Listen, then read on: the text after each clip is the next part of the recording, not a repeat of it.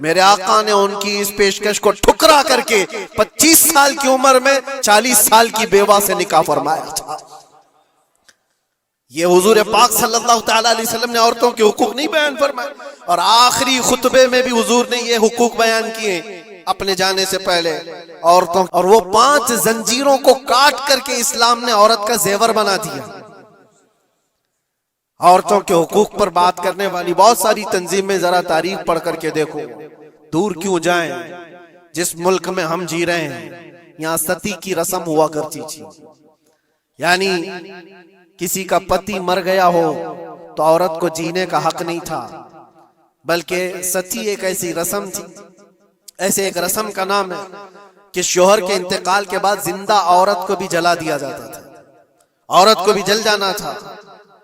چند دنوں کے بعد پھر ماحول تبدیل ہوا تو اس میں تھوڑا سا اپ گریڈ کیا ہوا تھا معاملہ کہ اب جلایا نہیں جائے گا، لیکن اس کو معاشرے سے دور جنگلوں میں چھوڑ دیا جائے گا۔ عورت زندہ تو رہے گی لیکن معاشرے میں نہیں رہے گی۔ بیوہ عورت کے لیے معاملات تھے، بیوہ عورت کو اپشگن سمجھا جاتا تھا، وہ آج بھی بہت سارے جاہلوں کے درمیان موجود ہے یہ رسم۔ کوئی بیوہ عورت آئی تو لوگ یہ سمجھنے لگتے ہیں کہ گھر میں اپشگن ہو جائے گا۔ یہ سارے معاملات عورتوں کے حقوق کے سلسلے میں کس نے ختم کیا ہے؟ یہ سارے رسم و رواجات۔ اور یہودیوں کے ہاں کیا تھا، عیسائیوں کے ہاں کیا تھا؟ ان کے ہاں یہ تھا کہ عورت اگر ناپاکی کے دن میں آ جائے، جو اس کے منتھلی پیریڈز کے دن ہوتے ہیں، تو عورتوں کو استبل میں رکھا جاتا تھا جہاں گھوڑے باندھے جاتے تھے، جہاں جانور ہوتے تھے۔ ان کا برتن الگ، ان کا گلاس الگ، ان کا چمچ الگ، ان کے کھانے کی چیزیں الگ ہو جاتی تھی۔ یہ عورتوں کے ساتھ معاملات یہود کیا کرتے تھے، یہودی کرتے تھے۔ آج پوری دنیا میں یہ اعتراضات اٹھائے جاتے ہیں کہ اسلام عورتوں کو 4 دیواری کے اندر رکھتا ہے۔ ظالموں، تمہیں پتہ نہیں یہ اسلام ہی ہے جس نے جنت کو عورت کے قدموں کے نیچے رکھا۔ الجنت تحت اقدام الامہات، میرے آقا نے فرمایا ہے لوگوں تمہاری جنت تمہارے ماں کے قدموں کے نیچے۔ اس کو بہن کی شکل میں کیا فرمایا اور بیوی کی شکل میں کیا مقام دیا؟ ذرا پڑھ کر کے تو دیکھو اسلام کو۔ ایک لقمہ بھی اگر کھلاتے ہو بیوی کو تو صدقے کا ثواب رکھا گیا۔ بہن کی دعا بھائی کے حق میں ایسے قبول ہوتی ہے جیسے کوئی خانہ کعبہ کے پاس دعا کر رہا ہو۔ اور بیٹی کی دعا، بیٹی کے لیے کیا فرمایا؟ میرے آقا فرماتے ہیں جس نے اپنی ایک بیٹی کی پرورش کی اور اس کو صحیح جگہ پر شادی کر کے دیا، میرے آقا فرماتے ہیں اس پر میری شفاعت واجب ہے، اس پر جنت ہے۔ یہ عورتوں کے حقوق اسلام نے دیے، کہاں سے اٹھا کر کہاں رکھ دیا۔ اور جو بیواؤں کے ساتھ سلوک تھا، بیوہ کو اپشگن مانا جاتا تھا، 1 2 نہیں 10 بیوہ عورتوں سے میرے آقا نے نکاح فرمایا۔ سید الانبیاء ہیں، سید الرسول ہیں۔ ارے حضور پاک صلی اللہ علیہ وسلم چاہتے نا تو بڑے بڑے بادشاہوں کی بیٹیاں حضور کے حرم میں آ جاتی، حضور پاک صلی اللہ تعالی علیہ وسلم کے نکاح میں آتی حضور اگر چاہتے۔ اور عرب لوگ یہ پیشکش کر بھی چکے تھے، عرب جو ہے آ کر حضور سے کہے بھی تھے کہ تم جوان ہو محمد، اگر تم چاہو تو سب سے حسین لڑکیاں دنیا کی تمہارے پاس لا کر رکھ دیں گے۔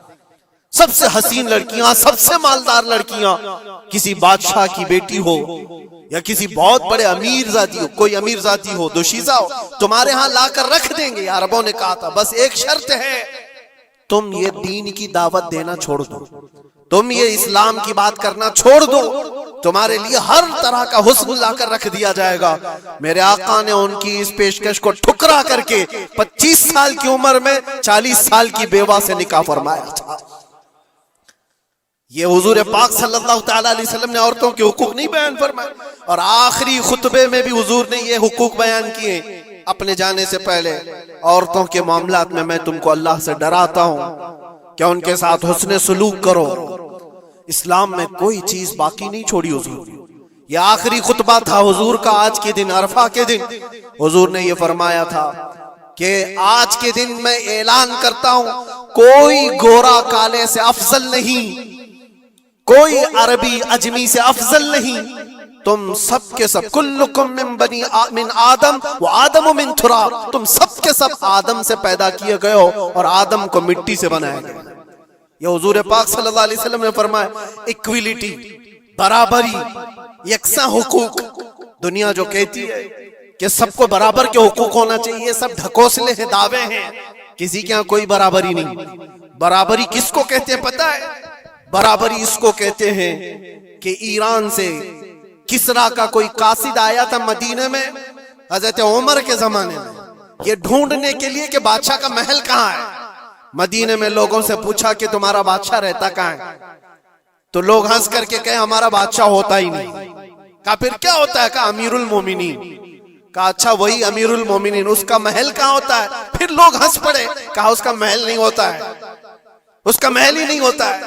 کہا پھر کہاں ہے؟ کہا دیکھو وہ پیپل کے جھاڑ کے نیچے سو رہا ہوگا۔ ایران کا قاصد آیا ہوا ہے جن کی پوری فوج میں سرسری چھا جاتی تھی عمر ابن خطاب کے نام سے، وہ پیپل کے جھاڑ کے نیچے سو رہا ہے۔ وہ آیا اور جا کر کے دیکھا تو ایک درخت کے نیچے حضرت عمر فاروق ننگی پیٹ آرام فرما رہے ہیں۔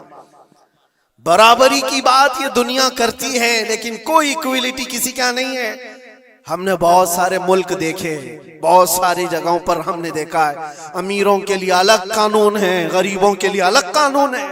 بادشاہ کا بیٹا جرم کرے تو اس کے لیے 100 خون معاف ہیں، غریب اگر چھوٹی سی بھی جرم کرے تو سالوں وہ سلاخوں کے پیچھے رہ سکتا ہے۔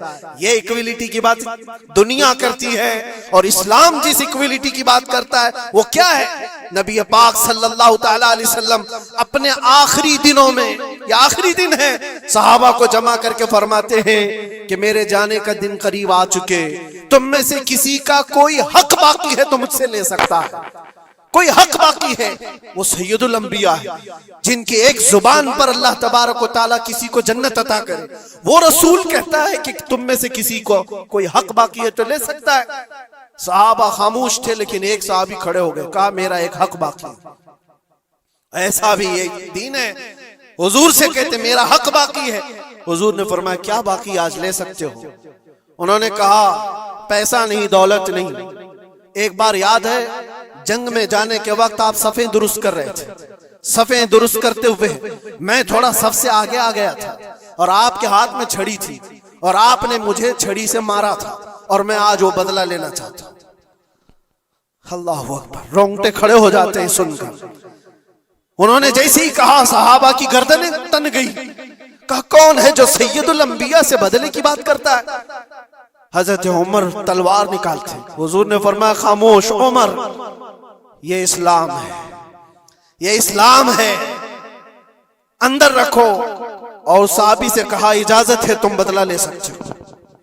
حضور پاک صلی اللہ تعالی علیہ وسلم کھڑے ہو گئے، وہ صحابی آگے آئے اور کہا کہ میں بدلہ اس صورت میں لوں گا کہ جس وقت آپ نے مجھے مارا تھا اس وقت میرے بدن پر کوئی کپڑا نہیں تھا، میں صرف لنگی پہنا ہوا تھا، تہبند تھی، اوپر کا جسم میرا کھلا ہوا تھا، میرے جسم پر کوئی لباس نہیں تھا، اوپر صرف تہبند پہنا ہوا تھا۔ میں چاہتا ہوں کہ آپ بھی صرف تہبند پر ہو، آپ کا جبہ نکال دیجیے۔ آپ حضور پاک صلی اللہ علیہ وسلم نے کوئی تاخیر نہیں فرمائی، فوراً اپنا جبہ اتار دیا۔